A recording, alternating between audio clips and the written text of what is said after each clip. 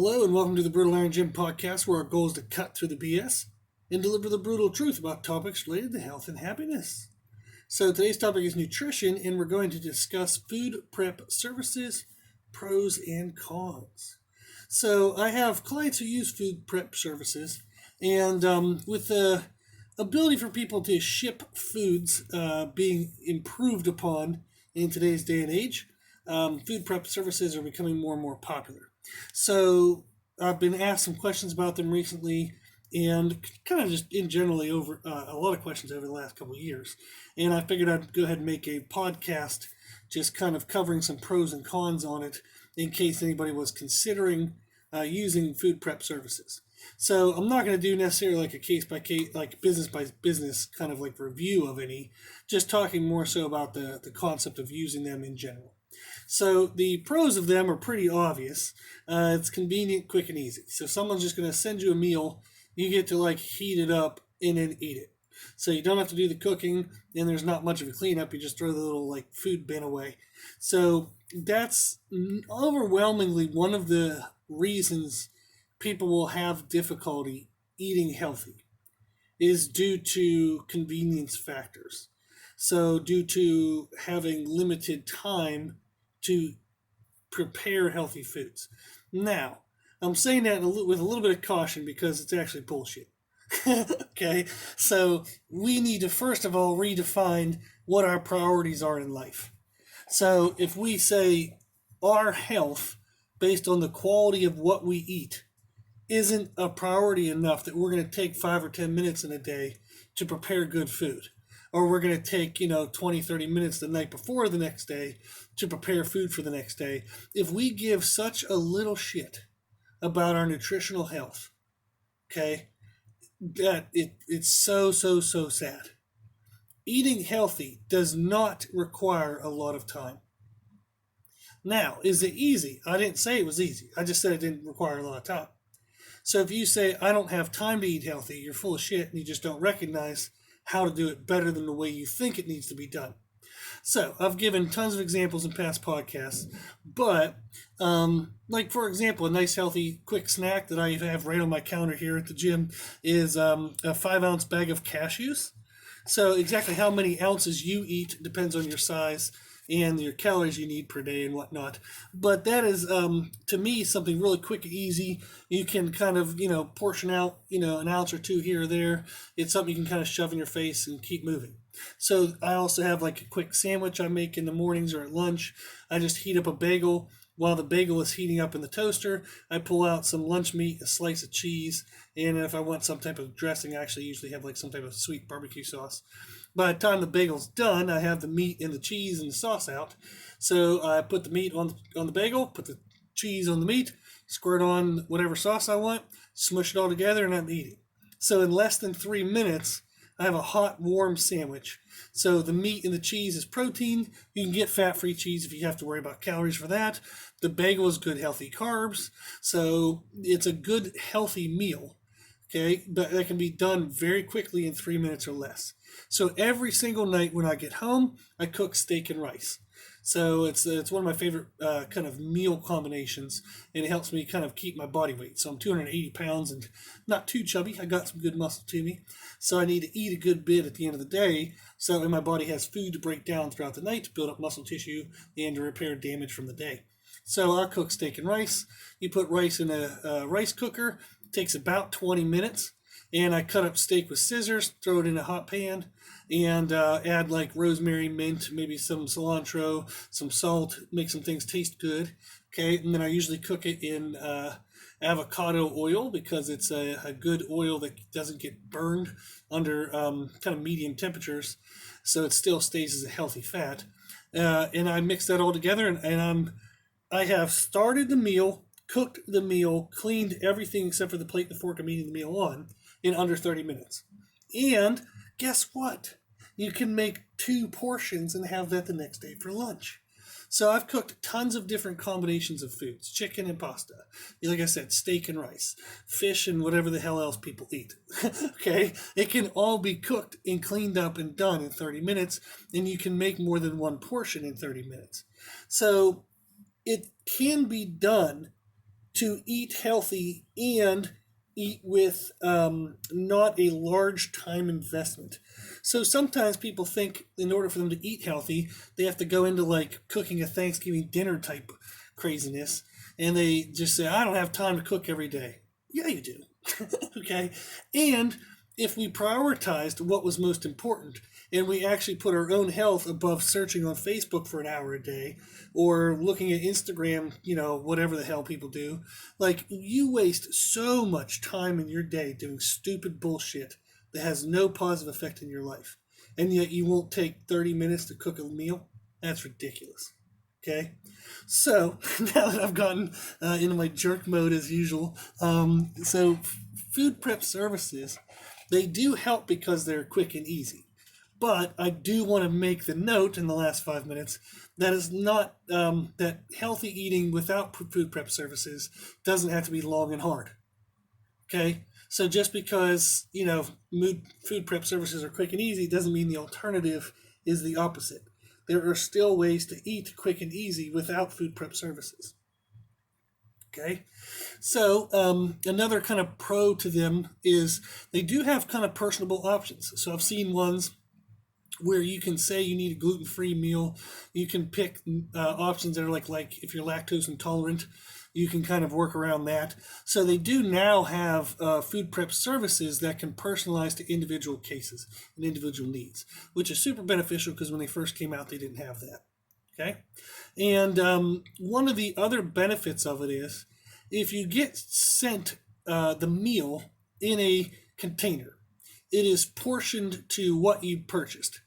Let's make a big fat assumption that the amount you're getting per meal is correct for you. That's a large assumption. I'm going to fix that later on. But let's say that the meal serving size is correct. What's nice about it is when you get the container, you heat up the container, you eat the container, you're done. So it's forced portion control because you're well aware of how much you should have had. And when that container is empty, you should be done. Okay, so if you go back for more, it's very obvious as to whether you're overeating because it has to be a conscionable choice. Okay, so food prep services do tend to work initially very well because they cause a reduction of calories by giving portion controls to people and by giving them foods that they now believe are quick and easy and kind of have a positive mindset towards it. They're motivated. Maybe they even a lot of people get motivated by just spending the money. So they're like, damn, anyhow I pay for this meal, I got to eat it. So they get motivated by money. So it does have an initial really helpful effect. Okay, but one of the negatives to that, one of the cons to food prep services is, can that positive initial effect be carried on for the future? So can I use a food prep service to eat healthy for the rest of my life? Not only right now to get 30 pounds off, because what the hell are you going to do then to keep the 30 pounds off? So we've all, if you've tried to lose weight before, we all know that it happens in like yo-yo type processes, hence the name that we all refer to as yo-yo dieting, is you'll lose 30 pounds through some type of habit that you didn't create as a sustainable lifestyle. So then when you go back to what your lifestyle was before that habit, you gain that weight right back. Food prep services do not typically promote a change of healthy lifestyle. They're a thing that you can use while you can afford it. But then once it's gone, what will you do then? So that is the biggest negative in my mind to food prep services, is if you use them as a band-aid for bad behavior, but you don't actually take the time to learn how to eat healthy. If you learn how to eat healthy, and then you add food prep services to your arsenal of healthy lifestyle eating, great. It's going to go wonderfully. You're going to be very happy. It will be a success. If you use food prep services in place of learning how to eat healthy and say, well, I never have time for lunch and I never want to, I don't know what to have to dinner. I don't know what to have to breakfast. I don't know what to do. So I'm just going to buy this food. I'm just going to eat it. Okay, well, what the hell are you going to do when you can't afford it anymore? Or what are you going to do when that food prep service in your life has to stop? And it will stop. Okay, we all know life goes ups and downs. There's craziness here and there. So there will be times where maybe it's inconvenient. Maybe you go on a vacation. Maybe you da da da da da. Okay, whatever comes up, what are you going to do when that meal can't be easily available to you? When you can't have access to it? Are you going to have healthy lifestyle habits in place? Okay, so initially, one of the biggest pros of food prep services is they help you lose weight because it's an initial reduction of calories. Okay, and we've talked about in the past podcast number 41, titled "Diet Right: What Matters Most," that our calories are the most impactful aspect of a diet. Whether that's a diet to lose weight, whether it's a diet to maximize performance, whether it's a diet to build muscle or even gain weight. Okay, a diet is just a structured way of eating. So calories determine the direction of our diet. Most everything else kind of determines the quality of our diet.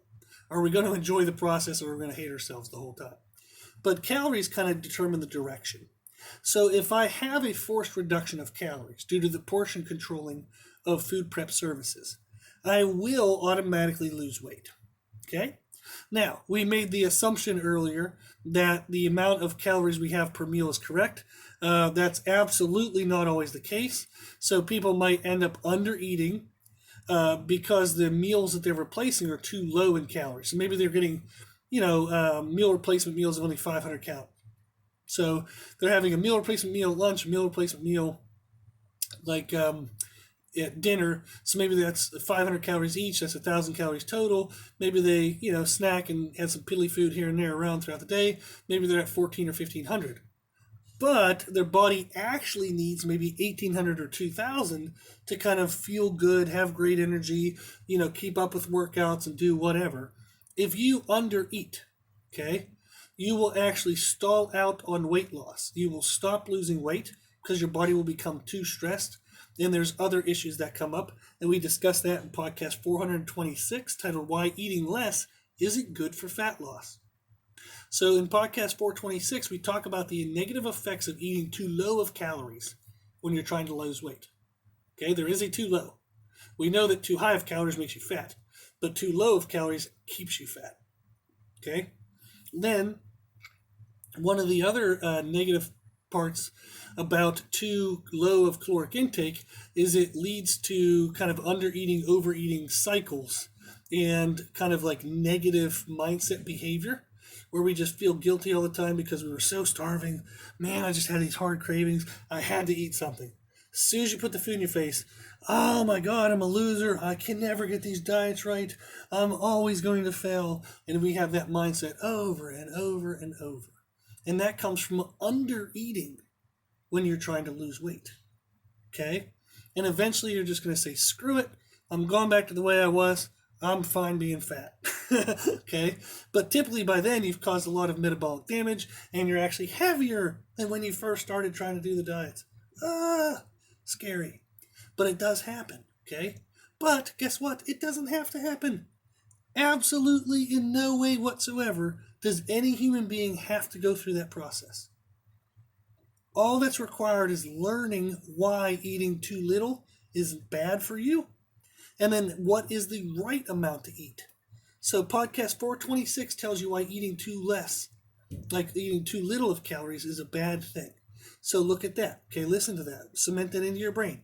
And then listen to podcast 153 titled How Many Calories Do I Need? And that'll tell you what you need to eat calorie-wise to lose weight, but not cause those cycles of cravings and guilt and all that negative stuff. Okay? So, some of the pros of food prep services are it's quick and easy, okay? And you have personable options.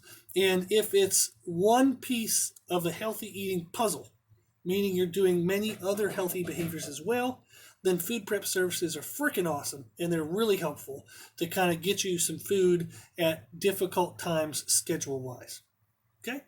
Now, the negatives, like we just said, are if you're eating too little or if you're using it as a Band-Aid instead of actually learning what you should do. So one of the big negatives we'd say is, what do you do at the meals in between those meals? So if you'd food prep service meals Typically, most people get it for like lunch and dinner or one or the other. But what the hell are you doing at the other meals? Okay? How are you going to learn how to eat healthy at your other meals? What do they look like? What should you have? How much should you have? Okay? We need to know those things. And then also, like we said, is when you can't afford the service anymore or you can't get access to the service, what will you do then? You need to learn healthy lifestyle behaviors. So the food prep service is an additive to healthy behaviors, not in place of healthy behaviors. Okay?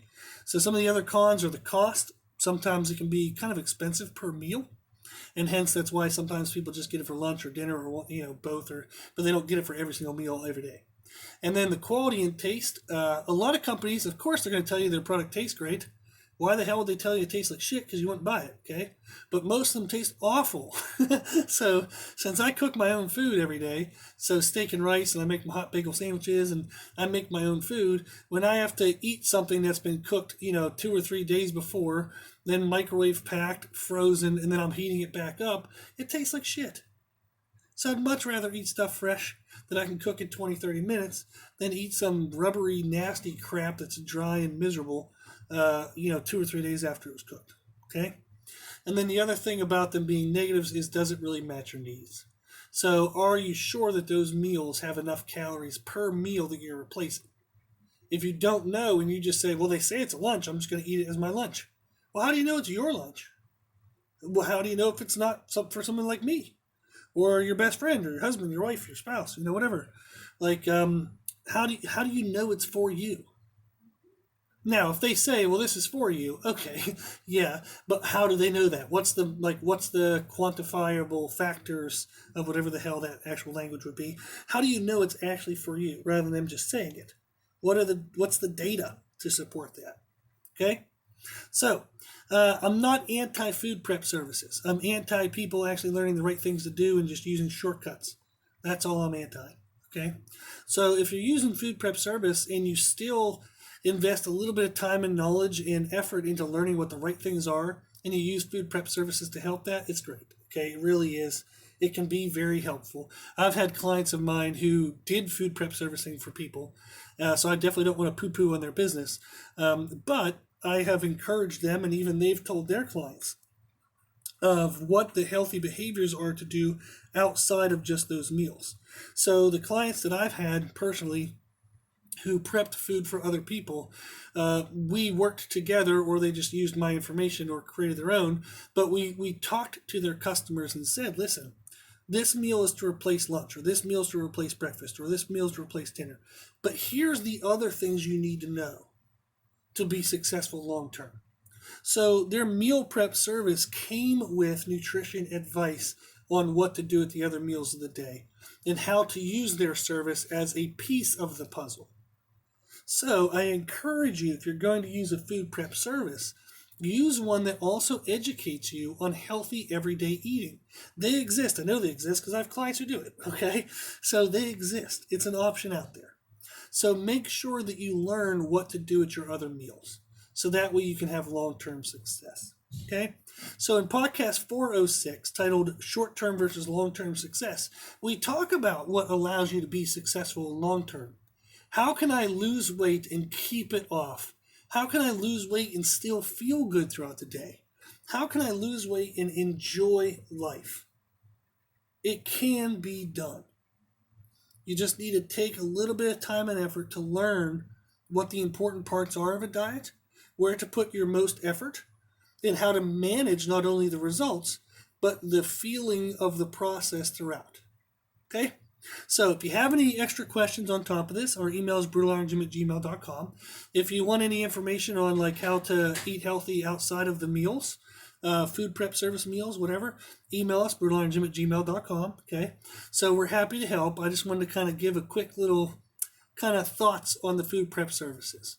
I think they're great as long as you also learn what to do around those meals. As long as you don't use those meals as a crutch and think they're going to fix everything. They're a great, great, great service. Okay? Cool. So if you need anything, email us, or email us brutalironjim@gmail.com. If you like the podcast, please share it with family and friends. The more people we help, the happier the world will be. Also, if you like this information, you can find more from us on Instagram, Facebook, and Twitter at Brutal Iron Gym, And if you have any questions, feedback, or suggestions, we'd love to hear from you. The podcast is for you, so we want to know what you want to learn about. You can tell us at our email, brutalirongym@gmail.com. As always, I hope this was helpful, and thank you for listening. And thank you for watching.